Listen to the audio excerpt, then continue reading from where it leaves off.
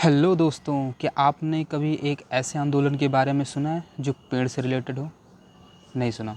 कहानी शुरू करने से पहले जितने भी मेरे नए व्यूवर्स हैं, सबसे विनम्र निवेदन करता हूं कि आप सब लोग पहले मेरे चैनल को सब्सक्राइब कर लीजिएगा और वीडियो अगर अच्छी लगे तो प्लीज़ वीडियो पूरी देखिएगा, लाइक शेयर कमेंट ज़रूर करिएगा। दोस्तों, ये आंदोलन किसी सत्ता परिवर्तन से नहीं है और ना ही किसी राज्य से रिलेटेड है।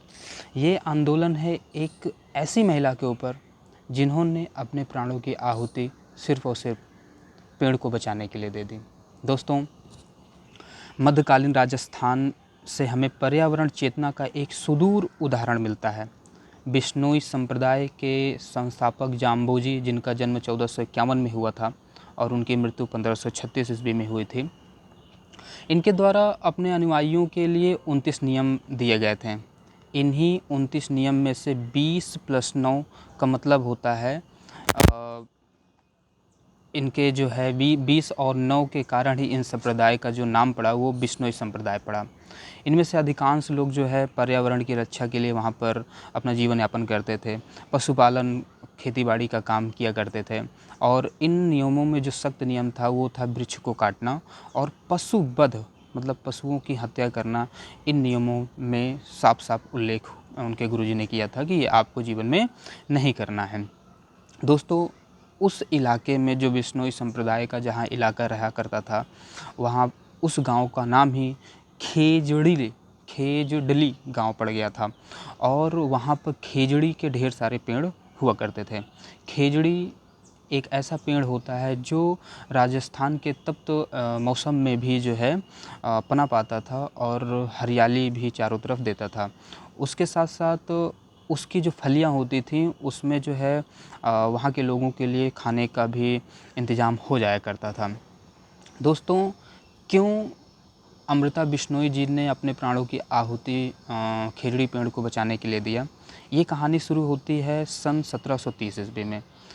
राजस्थान के एक राजा हुआ करते थे उस समय, जो जोधपुर में रहा करते थे। उनका नाम था अजय सिंह। अजय सिंह जब युद्ध से जो है थोड़ा विराम उनको मिला तो उन्होंने महल बनवाने का निश्चय किया। अब आपको पता है उस समय तो सीमेंट ईंट का तो महल बनता नहीं था, तो ज़्यादातर लकड़ियों का महल बना करता था। तो महल बनने के लिए जो है बनवाने के लिए लकड़ियों की आवश्यकता थी। अब लकड़ियों का जो है प्रबंध करने के लिए उन्हीं के राज्य में उन्हीं के दरबार में एक मंत्री थे जिनका नाम था गिरधारी दास भंडारी को दायित्व दिया गया। गिरधारी दास भंडारी जी ने अपने दरबारियों के साथ मिल करके राजा को एक सुझाव दिया कि पास के जो उनके महल से तकरीबन 25 से 30 किलोमीटर दूर था, उन्होंने सुझाव दिया कि एक खेजड़ी गांव है जहां पर खेजड़ी के वृक्ष ढेर सारे हैं। अगर हम वहां से उन वृक्षों को काट के लाएं तो कहीं ना कहीं हम महल बनवा सकते हैं।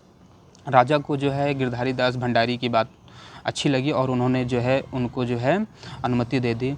अगले दिन क्या होता है कि गिरधारी दास जी अपने सैनिकों के साथ जाते हैं और वहाँ पेड़ काटना शुरू कर देते हैं।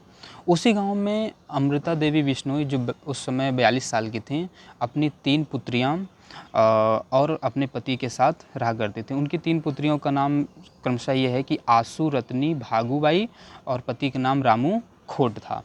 ये वहाँ पर रहती थी और पशुपालन और खेतीबाड़ी करके अपना जीवन यापन करते थे।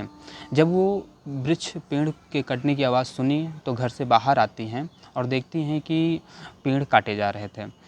वो गिरधारी दास से विनती करती हैं कि वो उन पेड़ों को ना काटे। वो पेड़ उनके जीवन यापन के लिए एक अभिन्न अंग है, लेकिन गिरधारी दास जो भंडारी जी हैं वो नहीं माने।